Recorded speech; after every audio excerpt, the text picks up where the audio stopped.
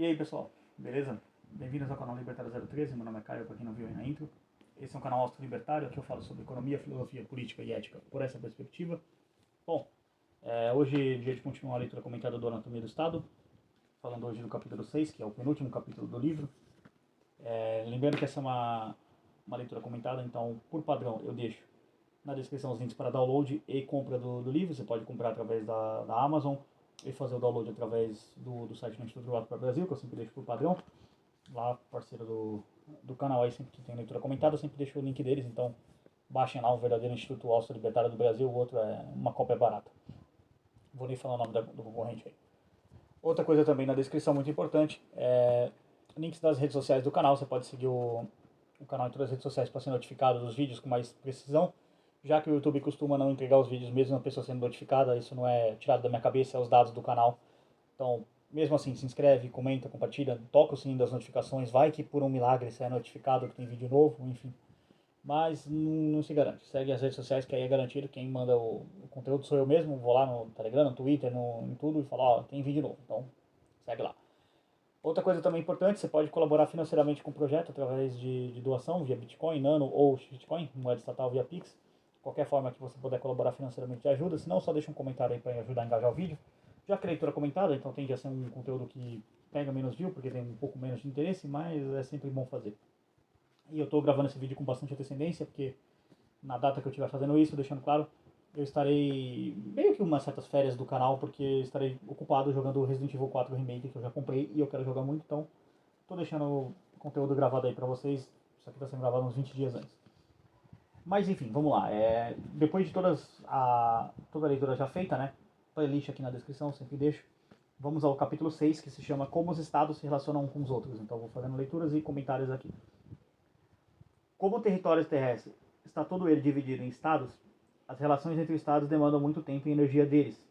A tendência natural de um estado é ampliar seu poder e, externamente, tais expansões acontecem pela conquista de um território. A não ser que o território seja desabitado ou não esteja sob domínio de nenhum estado, toda e qualquer expansão envolve um conflito de interesses inerentes entre um grupo de governantes estatais e outro. Ou seja, o que o Rothbard está querendo colocar aqui? Não existe um estado simplesmente declarar essa área é do meu estado. Não, ele vai inevitavelmente entrar em guerra. Meio que a gente está vendo isso acontecer com o conflito entre a Rússia e a Ucrânia. No momento que eu estou gravando esse vídeo aqui, tem mais de um ano já do conflito. Fez um ano recentemente, né, na verdade. E mesmo nisso ainda tem uma grande disputa ali. Você tem basicamente o Zelensky alegando que o Putin é um invasor, o Putin também alegando que aquelas áreas que ele está invadindo já são territórios russos, que sempre foram, que não sei o que, e está tendo essa briga. E infelizmente quem acaba prejudicado é tanto os soldados russos quanto ucranianos, que acabam morrendo numa guerra que não tem o menor sentido de acontecer. Mas enfim, vamos seguindo aqui. Só um grupo de governantes pode obter o monopólio da coerção sobre certa área em determinado tempo. O poder total sobre um território pelo Estado X só pode ser conseguido pela expulsão do Estado Y. Coloque Rússia e Ucrânia, que você consegue entender essa frase muito melhor. É o Putin tentando exercer o controle sobre uma determinada região do território da Ucrânia e a Ucrânia tentando expulsar os invasores, e eles estão disputando isso. Então, esse exemplo atual é muito pertinente para explicar essa parte. A guerra, apesar de arriscada, sempre será uma tendência dos estados, pontuada por períodos de paz e por alianças e colisões instáveis entre os estados. Vimos que as tentativas internas ou domésticas de limitar o estado do século XVII ao século XIX alcançaram sua forma mais evidente no constitucionalismo. Seu equivalente externo ou de relações exteriores foi o surgimento da lei internacional, sobretudo na forma das leis de guerra e direito de neutralidade. Partes da lei internacional originalmente diziam respeito à iniciativa privada, surgidas das necessidades dos mercadores e comerciantes de proteger suas propriedades e resolver disputas em todos os lugares.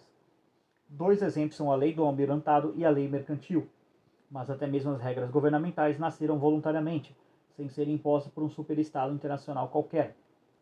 Aqui eu acrescento um outro exemplo ao exemplo do Rothbard, que é o maior exemplo de lei privada que a gente já teve na história em termos de resolução de disputa, que era uma lei chamada de Lex Mercatori, que vem do latim, que significa literalmente lei de mercado. Essa era uma lei que tangenciava a Rota da Seda. Dá um Google sobre isso, pausa o vídeo aqui, vai lá no Google, joga a Rota da Seda que você vai entender, mas é basicamente uma rota que pegava Constantinopla até mais ou menos a China, passando pela Índia, né, que era muito importante na época, na Idade Média. O que era isso, basicamente? Era a grande rota de comércio terrestre que tinha na Antiguidade, né, na Idade Média. Essa rota era muito importante porque você conseguia transportar bens muito específicos, por exemplo, que tinham na Índia, conseguia levar para a Europa e as pessoas conseguiam ter acesso a esse comércio. Só que havia um problema. Essas rotas eram muito atacadas por pessoas, basicamente, por bandidos, né? Sempre teve bandidos na história, não é? Crime não é uma invenção recente da humanidade. E esses mercadores, eles ficavam com um problema, porque como que ia resolver problemas de disputa, por exemplo, sei lá, digamos que um bandido alegou que o que ele roubou é propriedade dele, e aí tinha tudo uma confusão, e aí uma lei de um país era diferente de outra, porque enfim, você cruzava vários países com a rota.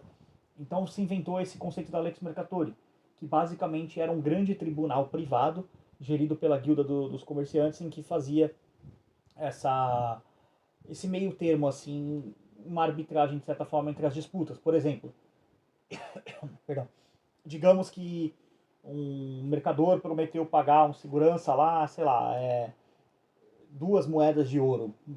Vamos supor que esse fosse o preço. E aí na hora de pagar, ele chega lá e fala, não, eu vou te pagar 1 moeda de prata só. E aí esse mercenário, né, que estava defendendo a caravana de comerciantes, poderia processar o comerciante falando, olha só, você descumpriu o contrato que a gente fez, eu cumpri minha parte, eu entreguei você em segurança, tal, defendi você de saqueadores, de ladrões, e você não quer pagar a sua parte devida.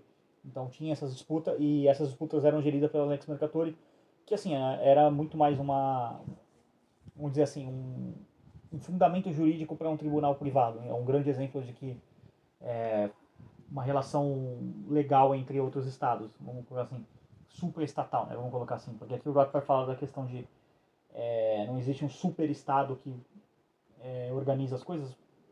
É que esse livro é um pouco antigo, mas hoje você pode encarar a ONU de certa forma, dessa forma, a OTAN de certa forma, nessa linha, enfim, tem essas questões. Mas vamos seguir aqui. É só um exemplo para acrescentar o livro. O objetivo das leis de guerra era limitar a destruição entre estados ao aparato estatal em si, protegendo, assim, os civis inocentes da matança e da devastação da guerra. O objetivo da criação dos direitos de neutralidade era preservar o comércio civil internacional, mesmo com os países inimigos, da tomada por parte dos envolvidos na guerra. O objetivo maior, pois, era limitar o alcance da guerra e, sobretudo, limitar seu impacto destrutivo sobre os cidadãos dos países neutros e até mesmo dos países envolvidos no conflito. E nota de rodapé 60 aqui. Isso é diferente das leis internacionais modernas que dão ênfase em ampliação ao máximo do alcance da guerra com conceitos como segurança coletiva. Então o Rothbard fazendo um contraponto aí. Aí ele segue aqui na página seguinte, página 65. O jurista F. J. P. Veil, 1897-1936, descreve encantadoramente a guerra civilizada que floresceu brevemente na Itália no século XV. Você vê que as pessoas eram mais civilizadas no século XV do que no século XXI. Os mercadores e burgueses ricos da Itália medieval estavam ocupados demais ganhando dinheiro e aproveitando a vida para se envolver nas dificuldades e perigos da guerra. Assim, eles adotaram a prática de contratar mercenários para lutar por eles e, por serem inteligentes e empreendedores, eles demitiam os mercenários assim que não precisavam mais dos serviços. As guerras, portanto, eram travadas por exércitos contratados para cada campanha. Pela primeira vez, a função de soldado se tornou uma profissão sensata e comparativamente segura. Os generais da época empreendiam manobras uns contra os outros, geralmente com muita habilidade, mas assim que um deles demonstrava vantagem, o oponente costumava ou se retirar ou se render. Uma regra conhecida era de que uma cidade só podia ser saqueada se oferecesse resistência. Podia-se sempre comprar imunidade pagando-se um resgate. Como consequência natural disso, nenhuma cidade resistia, porque era óbvio que um governo fraco demais para defender seus cidadãos tinha abdicado da lealdade deles. Os civis não temiam os perigos de uma guerra no que diziam respeito apenas aos soldados profissionais. Ou seja, você não tinha uma institucionalização de uma matança, de bombardear alvos civis ou coisas do tipo. Eu vou deixar especificadamente aqui na descrição desse vídeo um vídeo que eu fiz sobre a história da cidade de Dresden, na Alemanha, que acho que é um bom exemplo de como a guerra moderna não respeita civis e coisas do tipo. E tem também o exemplo mais famoso disso, que é Hiroshima e Nagasaki. Então, link aqui na descrição contando a história de Dresden. Acho que é um vídeo que vai agregar bastante a esse ponto do livro. Nota 61 aqui. o Rothbard referenciando o livro, né? Advanço ao Barbarismo, página 63. Da mesma forma, o professor Neff escreve sobre a guerra. Aqui ele está citando outro cara. A Guerra de Dom Carlos III, 1716-1738, de Espanha, travada na Itália entre França, Espanha e Sardenha contra a Áustria no século XVIII. No cerco de Milão pelos aliados e semanas mais tarde, em Parma, os exércitos rivais travavam uma batalha feroz fora da cidade. Em nenhum dos dois lugares os habitantes demonstravam simpatia por um ou outro lado. O único medo deles era o de que as tropas dos dois exércitos invadissem e saqueassem as cidades. O medo se provou sem motivo. Em Parma, os cidadãos corriam para as muralhas da cidade a fim de assistirem à batalha em campo aberto. E aí ele referencia Neff, John Ulrich, Guerra e Progresso Humano, Cambridge, página 158. E aí, outra referência também que o Rothbard cita, Nickerson Hoffman, Nós Podemos Limitar a Guerra, livro de 1934. Estou traduzindo o nome do livro, mas não tem, acho que eu não tenho em língua portuguesa. Can We Limit War? And War and Human Progress, basicamente. Só ver se cerrou a página aqui. Cerrou. Então vamos lá. Página 66 agora. A separação quase absoluta entre a vida civil e as guerras dos estados na Europa do século XVIII é enfatizada por John Ulrich Neff. Nem mesmo as comunicações postais eram interrompidas por muito tempo durante a guerra. Cartas circulavam sem censura, com uma liberdade que impressiona a mente do século XX, ou XXI também. Os cidadãos das duas nações em guerra conversavam uns com os outros, se encontravam e, se não podiam se encontrar, se correspondiam não como inimigos, mas como amigos. Mal existia a ideia contemporânea de que cidadãos de países inimigos são parcialmente responsáveis pelos atos de beligerância de seus governantes. Os governantes em guerra tampouco estavam dispostos a impedir a comunicação com os cidadãos do país inimigo. As antigas práticas inquisidoras de espionagem, juntamente com a observância religiosa e a fé, estavam desaparecendo, e nenhuma inquisição comparável em relação à comunicação política ou econômica era cogitada. Os passaportes foram originalmente criados para funcionar como salvo-conduto em termos de guerra. Durante boa parte do século XVIII, não passava pela cabeça dos europeus abandonar suas viagens a um país estrangeiro contra o qual seu país estava em guerra. Nota 62 aqui, de novo o livro War and Human Progress, página 162 da citação. Como o comércio era reconhecido como algo benéfico aos dois lados, a guerra do século XVIII também era contrabalanceada por uma quantidade considerável de comércio com o inimigo.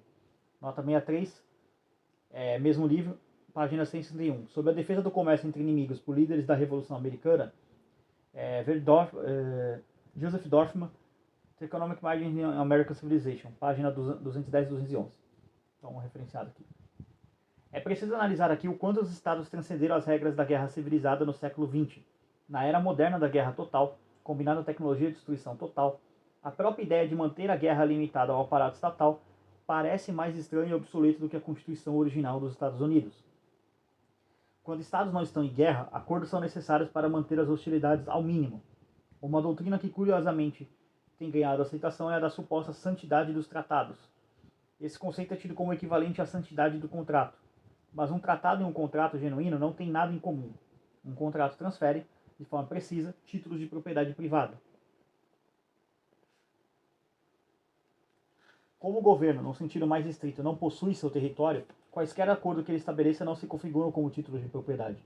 Se, por exemplo, o Sr. Jones vende ou doa a terra ao Sr. Smith, o herdeiro do Sr. Jones não pode atacar o herdeiro do Sr. Smith e dizer que a terra é sua por direito. O título de propriedade já foi transferido. O contrato do velho Jones automaticamente diz respeito ao jovem Jones, porque o primeiro já transferiu sua propriedade. O jovem Jones, portanto, não tem como reclamar para si a propriedade.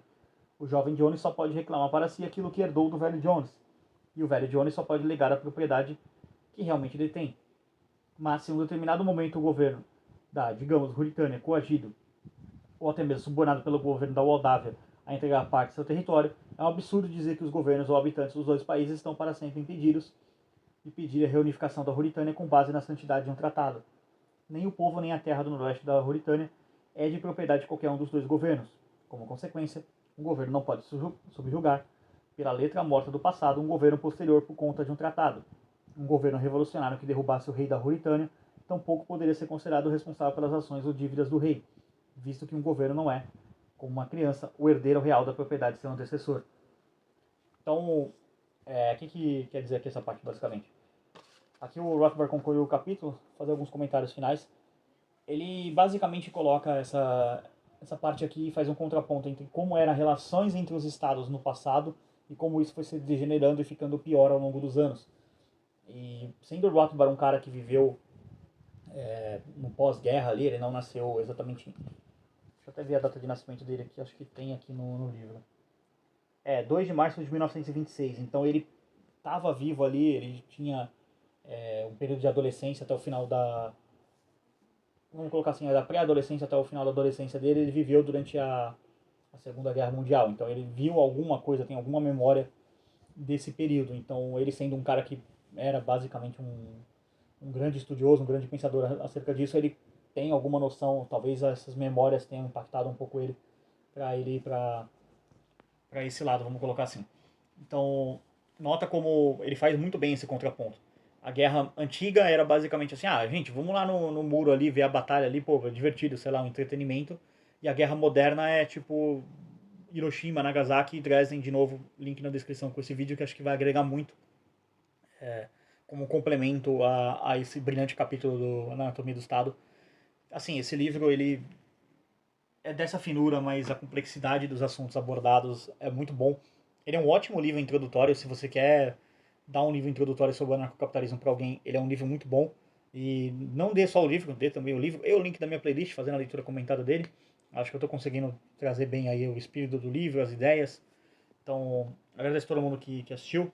Novamente, peço, se inscrevam, comenta, compartilha, façam doações para o canal também, muito importante ajudar a manter o projeto viável. Links aqui na descrição com todas as plataformas que você pode fazer doação, através de Bitcoin, Nano, Pix, enfim. Qualquer valor que você puder colaborar ajuda muito. Se você não puder colaborar financeiramente, não tem problema, joga sua inscrição aí, joga o vídeo nos grupos de Zap, já ajuda bastante também. Ajuda a aumentar o engajamento do canal. Mas enfim, vou encerrar por aqui, era só isso que eu queria colocar aí. Próximo vídeo será o encerramento do livro, que é o capítulo 7, que se chama A História como uma disputa entre o poder do Estado e o poder da sociedade. Também outro capítulo curtinho, o vídeo não deve passar de 20 minutos. Mas é isso. Agradeço a todo mundo que assistiu. Por esse vídeo é isso. Tchau, tchau.